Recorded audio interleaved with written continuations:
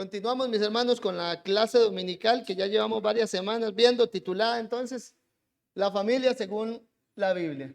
Recordemos que el objetivo de la misma en sí es muy básico y general, y es ver temáticamente lo que la Biblia entonces tiene que decirnos respecto a la familia. Hemos visto generalidades desde que la familia dijimos que tuvo como una iniciativa divina, que lo que se quería recalcar con eso es que la misma no es iniciativa del hombre, no fue un invento también al azar de un proceso evolutivo que surgió en el universo de la nada, sino que era con un propósito particular que Dios diseñó a la familia. Y como lo dice el apóstol Pablo en Efesios, el propósito por el cual Dios diseñó a la familia era representar la unión sagrada entre Cristo y la iglesia mediante el matrimonio de un hombre y una mujer, que es así como entonces comienza la familia. Dijimos entonces que la familia comienza con un matrimonio. Adán contrae matrimonio con Eva, Dios como el padre, entonces lo que hace es le entrega a su esposa a Adán. Y ahí fue donde vimos el nacimiento de la primera familia. Y en esta temática de la familia vimos que en sí lo que debe predominar, estábamos viendo, para abarcar lo que estábamos llamando buenas relaciones, lo que debe predominar para poder avanzar en esto es lo que llamamos entonces el amor. El fundamento de las buenas relaciones, dijimos, es el amor. Y el amor visto desde dos perspectivas. Uno, un amor, veámoslo así, vertical, que es yo amo a Dios. ¿Por qué? Porque Dios me amó primero. Y en otro sentido es un amor horizontal. ¿Por qué? Ya que Dios me amó primero, bueno, el amor de Dios ha sido derramado en nuestros corazones por el Espíritu Santo, como lo dice Pablo en Romanos 5. ¿Y qué pasa con eso? Naturalmente, como cristianos, vamos a amar horizontalmente ¿a quién? A nuestros semejantes. Y nuestros semejantes o prójimos más cercanos son los que viven con nosotros en nuestro hogar. Y del amor se desprendían, dijimos, nosotros lo estábamos llamando los tres pilares o los tres fundamentos, espero no lo olvidemos porque creo que todos los domingos lo repito, y es, uno, el amor en general es como Dios ama. ¿Y cómo Dios ama? Se da a sí mismo en beneficio de otros. El ejemplo, Juan 3:16, de tal manera amó Dios al mundo que ¿qué hizo? Dio a su Hijo. Entonces, Dios como ama, dándose a sí mismo en beneficio de otros, entonces espera que nosotros, en las relaciones matrimoniales y en sí, en toda relación en general, esa va a ser la manera en que debemos entender que es la voluntad de Dios para que nosotros amemos a otros. ¿Cómo? Me doy a mí mismo en beneficio de otro. El segundo era un amor perdonador. Y es, ¿qué tanto ama usted? Igual, ¿qué tanto perdona usted? No olvidemos esa fórmula. Dos iguales. ¿Qué tanto ama? ¿Qué tanto perdona? Y ahí tomamos como fundamento cuando el apóstol Juan dice, el amor cubrirá multitud de faltas, o Proverbios 10 cuando decía, el amor cubrirá todas las faltas. Y entonces ese es otro de los fundamentos que debemos tener para tener buenas relaciones, un amor perdonador. Y un ejemplo de esto, de hecho un día lo estaba viendo, es sencillo, un hermano decía, es fácil cuando uno ve un niño, y cómo saber si lo amo o no.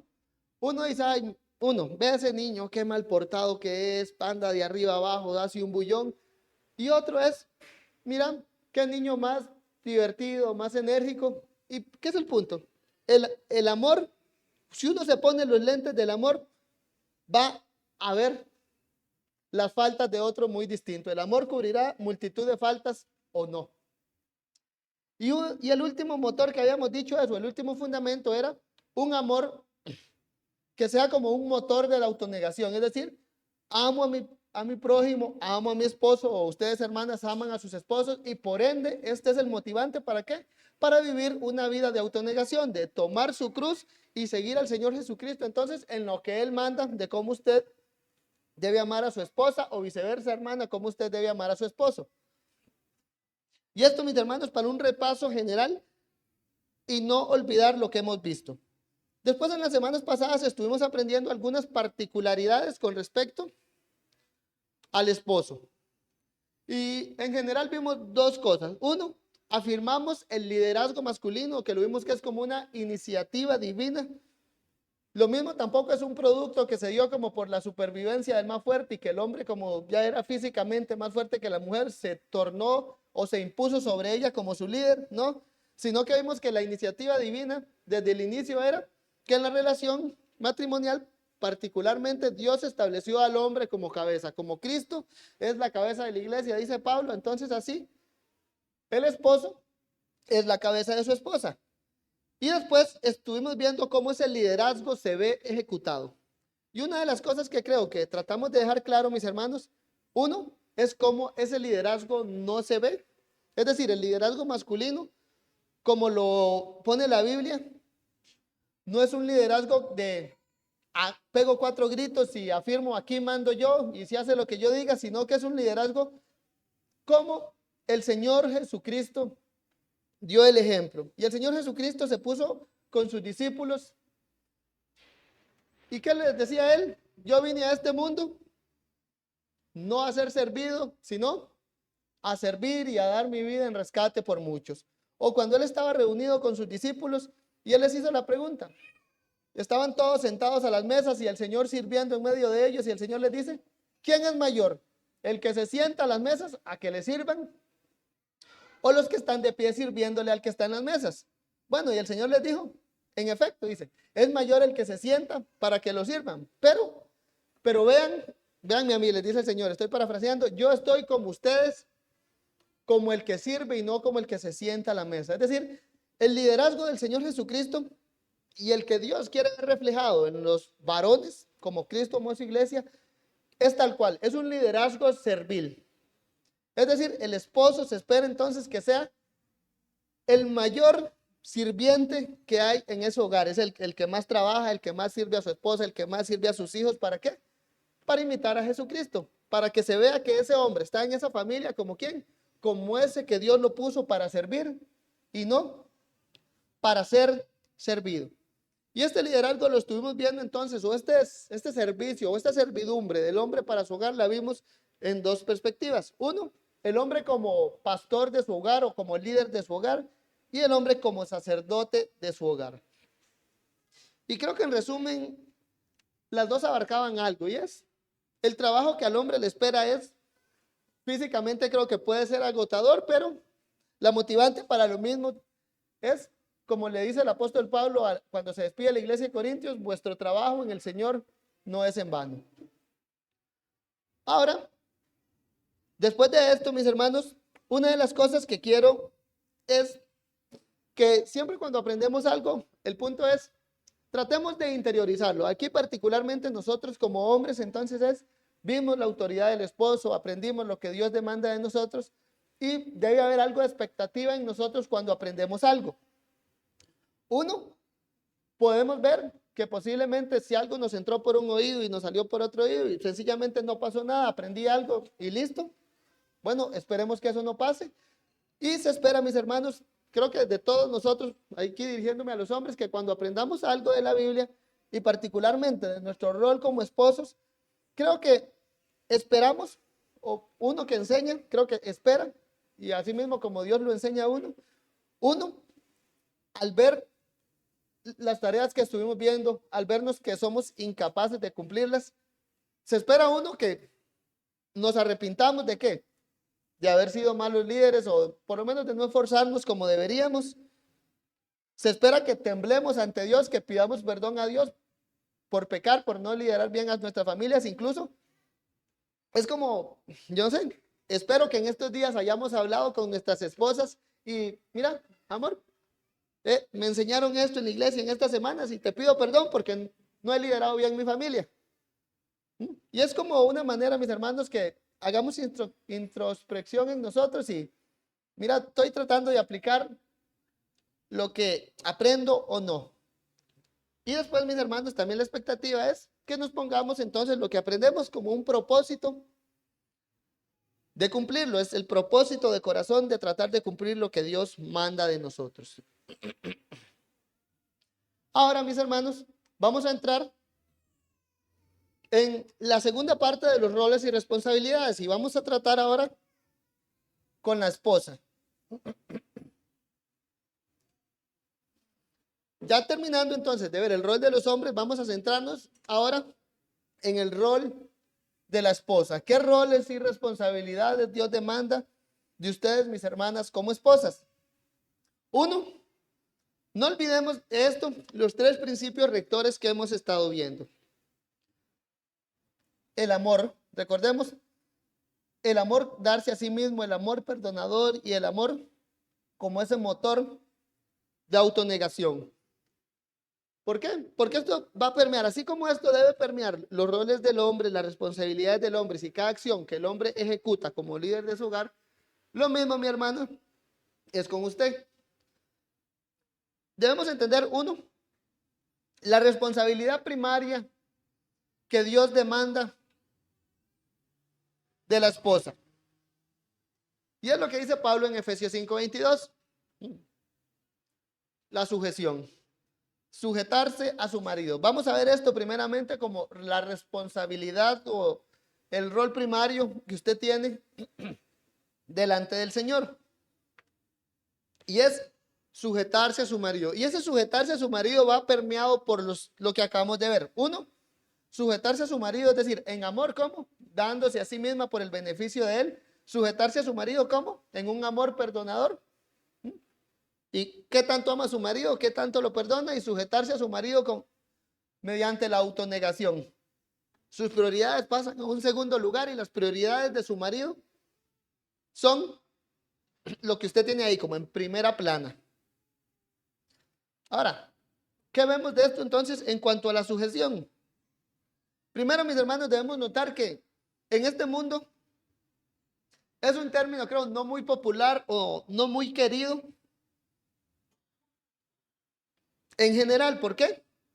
Primero porque naturalmente, mis hermanos, por causa del pecado, usando el término tico, somos muy rejegos ¿a qué? A la autoridad. Somos muy rejegos a someternos a alguna autoridad, a que nos pongan a alguien, digámoslo así, en un rango superior de autoridad o de poder encima de nosotros. Y creo que segundo también es un término no muy querido por culpa del machismo, el feminismo o por culpa de muchas veces en general como hombres. A lo largo de los siglos creo que hemos dado un mal ejemplo de lo que es el liderazgo masculino. ¿Por qué? El concepto popular de sumisión que la gente tiene en su mente es, creo que una imagen muy común, que es una mujer que pasa en su casa, que no tiene derecho a hablar, no tiene derecho a hacer la más mínima cosa, mientras que por otro lado tenemos a un hombre agresivo que pasa fuera del hogar y que posiblemente la agrede física y verbalmente. Y por ende, mira, no se sujeten porque pasa eso. Y es como la imagen general de la sumisión femenina que el mundo vende. ¿Para qué? Para que las mujeres en sí mismas también rechacen esa idea. Ahora, pero como lo hemos aprendido, mis hermanos, en semanas atrás, el rol del hombre no era uno de aquí mando yo, sino es un rol servil. Es decir, tenemos al mejor esclavo de todos, hermanas, ustedes lo tienen a su disposición. Es lo que dice la Biblia. Tienen a uno que está en medio de ustedes, ¿para qué? Para que la sirva. Y ahora sí, entonces la Biblia manda en que ese esclavo, aunque ese que está ahí para el servicio incansable, bueno, es su autoridad. Y es a ese hombre que Dios la manda entonces a que se sujete.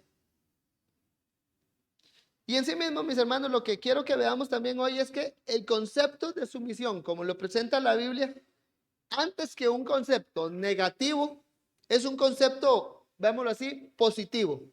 Y entonces es lo que vamos a comenzar a ver el día de hoy. Uno, vamos a ver lo que no es la sumisión y después vamos a ver lo que sí es la sumisión.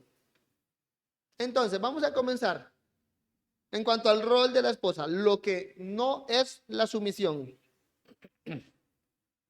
Uno, en general el término no es algo que sea exclusivo para la mujer. Vayamos al Nuevo Testamento, carta del apóstol Pablo a Filipenses capítulo 2.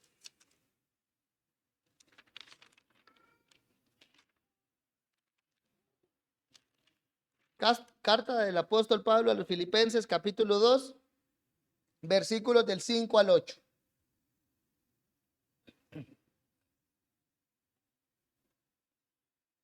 Dice así: haya pues en vosotros el sentir que hubo también en Cristo Jesús, el cual siendo en forma de Dios no estimó el ser igual a Dios como cosa a que aferrarse, sino que se despojó a sí mismo tomando forma de siervo, hecho semejante a los hombres, y estando en la condición de hombre se humilló a sí mismo, haciéndose obediente hasta la muerte y muerte de cruz. ¿Qué es lo que vemos aquí cuando quiero decir que la sumisión en general no es algo exclusivamente femenino? Lo vemos en el ejemplo del Señor Jesucristo. Él voluntariamente se puso como mediador entre Dios y los hombres. ¿Cómo? Bajo la sumisión del Padre. Se dispuso como siervo, como esclavo, y se hizo obediente hasta la muerte y muerte de cruz. Ya, la segunda persona de la Trinidad, el Hijo, cuando se encarnó, ¿qué hizo? Entonces, se puso voluntariamente bajo la sumisión de Dios Padre, siendo igual, eterno, como lo dice el credo de Atanasio, coiguales, coeternos, coexistenciales. ¿Qué hizo? Se humilló y se puso en forma de siervo. Entonces, ¿qué hizo? Jesús se puso, dámoslo así, en cuanto a un rango como hombre, por debajo del Padre. Se sujetó a la voluntad del Padre. Y en ese sentido también hay un mandato general para todo creyente. Y es lo que dice Pablo en el versículo 5. Haya pues en vosotros este sentir que hubo también en Cristo Jesús. En un sentido, todos debemos vivir primero sujetos a Dios. Y entre nosotros mismos, ahí mismo en el contexto, se nos manda a estimar a los demás como superiores a nosotros mismos.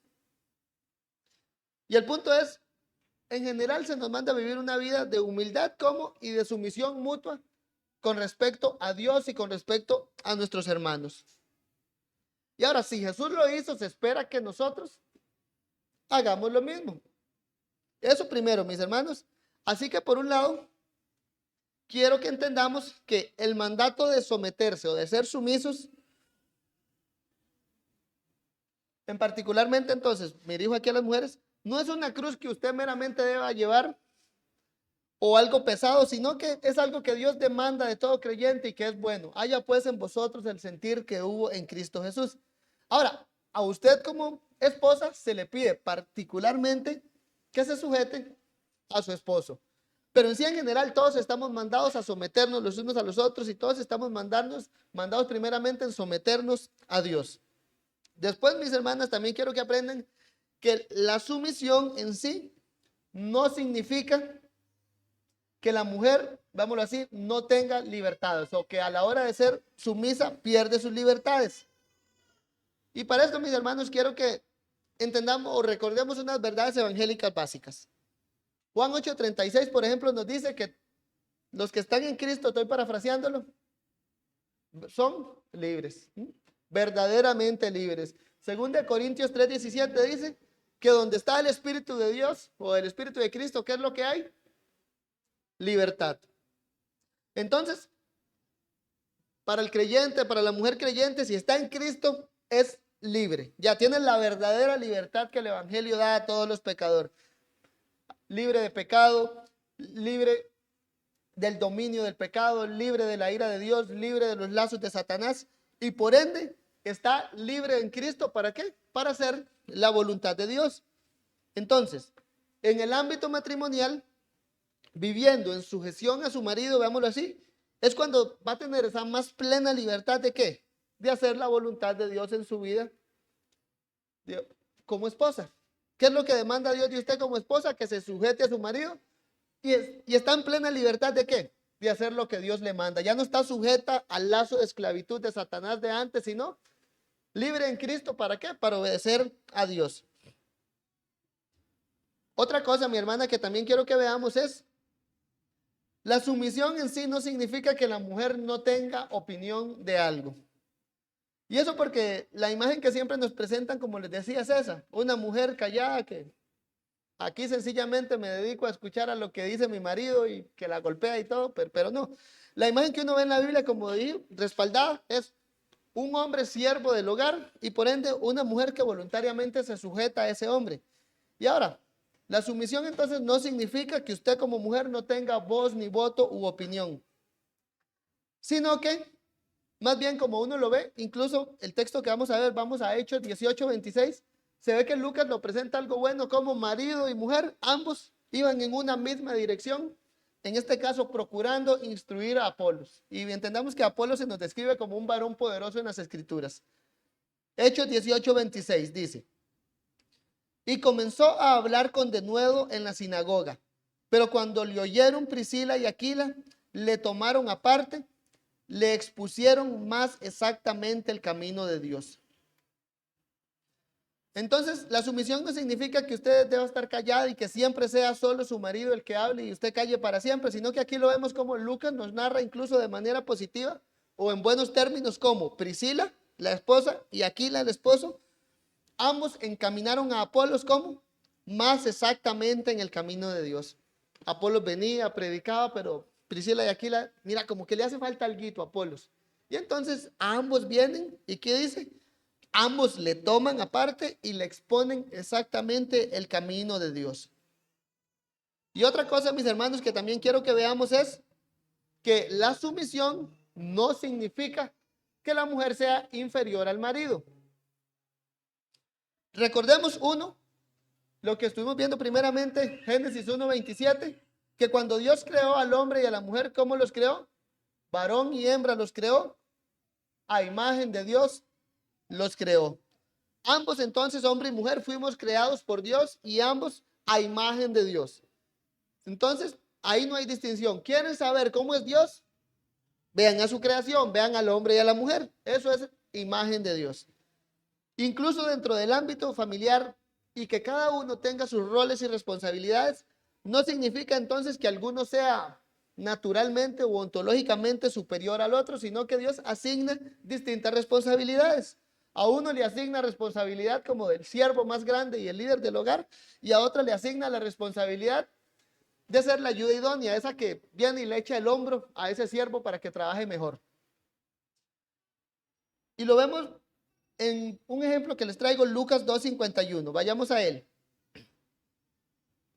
Lucas 2:51. Hablando del Señor Jesucristo cuando era niño.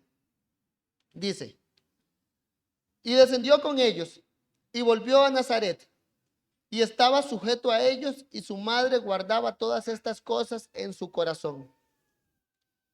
Aquí es lo que vemos entonces, que la sujeción no significa inferioridad. Tenemos al Señor Jesucristo, Dios encarnado, tomó forma de siervo, vámonos así, tomó forma de niño. ¿Y cómo vivía él? Estaba sujeto a ellos. ¿Implicaba en alguna medida que Jesús era inferior a María y a José? No. Más bien, algo bueno. Jesús mismo vivió sujeto a sus padres. Y ahora sí, mis hermanos, para ver otra parte, vamos a ver cuánto nos da tiempo. Entonces, el sí de la sumisión o de la sujeción. ¿Qué cosas entonces sí nos dice la Biblia en cuanto a lo que sí es la sujeción o cómo se debe ver esa sumisión? Ya estuvimos viendo el cómo no se debe ver o lo que no es. Ya, no es que algo sea exclusivo de la mujer meramente. En el ámbito matrimonial es restrictivo ahí sí, de esposa, sujétese a su marido. No significa que la mujer pierde su libertad, no significa que la mujer no tiene derecho a hablar, no significa que la mujer sea inferior, pero entonces veamos el sí, uno. Y ahí evocamos la sumisión en el ámbito matrimonial. Si comparamos esposo y esposa, es una responsabilidad dirigida de Dios a la esposa. Día atrás estuvimos viendo que la labor del hombre no era someter a su mujer. La labor del hombre no es, venga, vea, usted se tiene que sujetar a mí y la agarra él, no, así no es, o forcejea con ella, viene y le pone estampitas por todos lados de sujétese por toda la casa. No, ese no es el rol del hombre. Someter a su mujer, no. El rol del hombre es amar a su mujer. Pero el rol o la responsabilidad que Dios le da a usted como esposo, sí es esta, de voluntariamente ponerse a disposición de su marido. Voluntariamente ponerse entonces bajo la sujeción de él. Digamos que el matrimonio tiene dos caras, a cara o cruz, aquí es como esposo y esposa. Del lado de la cara de la moneda del esposo dice, ame a su esposa, y es el mandamiento para el hombre, y del lado de la cara de la moneda de la esposa dice, sométase a su marido. Efesios 5:22, las casadas estén sujetas a sus propios maridos como al Señor. Y así entiéndalo usted, hermana, esta es la voluntad de Dios para con usted, un mandamiento muy particular que Dios le da a la esposa. Y esto es sencillamente ponerse debajo de alguien. Ya reconozco que Dios le da una autoridad legítima a alguien sobre mí. En este caso, entonces, Dios le da una autoridad legítima sobre usted. ¿A quién? A su esposo. Esa es la autoridad que Dios puso sobre usted. No es algo que usted deba hacer con todo hombre, porque no, Dios no la manda a someterse a exactamente o absolutamente todo hombre, sino a su marido. Y es algo que debemos notar también que es voluntariamente, no es algo como, ay, ¿qué me queda? Ya Dios me puso así, no, es algo, es un mandamiento de Dios y por ende, son esos mandamientos del Señor que uno tiene ganas de obedecerlos y que gozosamente se obedece. Después también debemos entenderlo, así como es una responsabilidad del esposo, también entendámoslo, es la voluntad claramente revelada de Dios para usted como esposa. Ahí mismo en Efesios 5, mis hermanas, veamos cómo el Señor, cómo el apóstol Pablo, digamos, contextualiza antes de dar el mandamiento. Por ejemplo, Efesios 5:15 dice, mirad pues con diligencia cómo andéis, no como necios, sino como sabios. ¿Qué dice en el versículo 22? Casadas estén sujetas a sus propios maridos como al Señor. Entonces, el andar cristiano va caracterizado por esto: andar como necios y andar como sabios. El andar como sabios con respecto a los mandamientos del Señor. Por ejemplo, estad sujetas a sus maridos. Verso 17. ¿Qué también debemos andar? Por lo tanto, no seáis insensatos, sino entendidos de cuál sea la voluntad del Señor. ¿Cuál es la voluntad del Señor? Maridos, amen a sus esposas, esposas, sujétense a sus maridos. Y verso 18 creo que también, ¿sí? No os embriaguéis con vino en lo cual hay disolución, antes bien, sed llenos del Espíritu Santo. ¿Qué es el punto, mis hermanos? La voluntad de Dios para con la esposa es que sea sumisa a su marido. Y esto viene marcado con sabio, es algo sabio, es algo en que debemos estar entendidos en cuál es la voluntad del Señor, y es algo que se hace lleno del Espíritu Santo. El hombre lleno del Espíritu Santo, ¿qué hace? Ama a su mujer. La mujer sabia y llena del Espíritu Santo, ¿qué hace? Obedece a Dios, se somete a él y por ende se somete a su marido. Ya, lo reconoce como una autoridad legítima que Dios ha puesto sobre ella. También, mis hermanas, quiero que aprendamos el día de hoy que la sumisión como tal es algo continuo y constante. Al ser un mandamiento de Dios es algo que debe ser obedecido sí o sí. No depende de si tu esposo pecó o no, de si tu esposo hoy te habló feo o no. No depende de si su esposo es creyente o no, sino que Dios le dice, las casadas estén sujetas a sus maridos. El mandamiento no trae como un solo. ¿A qué voy? Las casadas estén sujetas a sus maridos solo cuando, o estén sujetas a sus maridos sí, solo sí. No, no tiene esas cláusulas. Sencillamente si su esposo, si usted tiene un esposo, listo, casada, esté sujeta a su marido. Y por otro lado, mis hermanas, también quiero que entendamos que la sumisión en sí es un concepto positivo. ¿A qué voy con eso? A como nos bombardean el mundo generalmente en este tema, siempre cuesta verlo del lado positivo. ¿Por qué? Siempre se ve como de un lado pasivo o negativo en el cual o lleva palo o no hace nada. Porque es la verdad, es como generalmente a uno se lo presentan y como creo que uno naturalmente puede estar predispuesto a esto. Entonces, ¿qué hay que hacer con esto? Aprendamos, mis hermanos, a pensar como cristianos para que el diablo no ponga tropiezo en nosotros. La sumisión en el aspecto positivo, podemos decir que significa que usted, como mujer, tiene toda la libertad y tiene todo el derecho divino ¿de qué? De poner a disposición todo su ser al servicio de su esposo. Pone todos sus dones, todo lo que Dios le ha dado, su tiempo, su pensamiento, todo su ser, ¿para qué? Para que sirva a su esposo. ¿Y cómo lo vemos? Una forma que a mí me gusta verlo es, somos parte de un equipo. Entonces, al ser sumisa a su esposo, significa que usted está alegre ¿de qué? De formar parte de ese equipo que es liderado por su esposo. Y como todo equipo, hay un capitán, Dios ya lo designó, pero como todo equipo son uno solo, son vistos como un equipo. No se dice tal falló, sino tal equipo falló o tal equipo ganó. Algo así podemos ver la relación matrimonial en un sentido, que son hombre y mujer, ambos trabajando juntos con una misma meta. Dios le dio el liderazgo a uno, pero sin la ayuda no se puede. Y aquí voy con esto. Su esposo no debe ser visto como un contrincante, no debe ser visto como alguien que no le permita hacer lo que quiera, sino que es visto como un compañero y capitán del equipo y que ambos van en pos de lo que ese equipo es. En este caso, ser un reflejo fiel de Cristo y su iglesia. Eso es lo que dice Pablo en Efesios 5. Así como Adán se unió a Eva, pero ¿qué dice Pablo? Bueno, pero yo digo esto de Cristo y la iglesia. Ya, el matrimonio es un reflejo de Cristo y la iglesia y por ende, ese equipo, esa familia que se acaba de formar o que ya está formada un matrimonio, tienen esa meta común. ¿Y qué hace? La esposa, bueno, reconoce que ya hay un capitán que dirige el equipo y ella viene y le echa el hombro para que vayan los dos hacia adelante. El capitán no puede solo. ¿Por qué? Porque no es bueno que el hombre esté solo, sino que le haré ayuda idónea para él. Y por eso es que esa imagen me encanta, mis hermanas, a mí. ¿Por qué?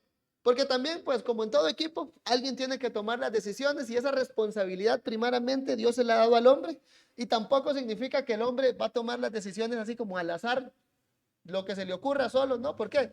En la multitud de consejos está la sabiduría y es obvio que el hombre va a ir a consultar a su esposa a ver qué hacer, pero la decisión final y a quien Dios lo va a buscar, así como buscó a Adán cuando Eva pecó, así va a ser siempre en el matrimonio. El hombre es el primer responsable, pero mi hermana, usted está ahí para empujar ese equipo. ¿Por qué? Porque el hombre no puede solo.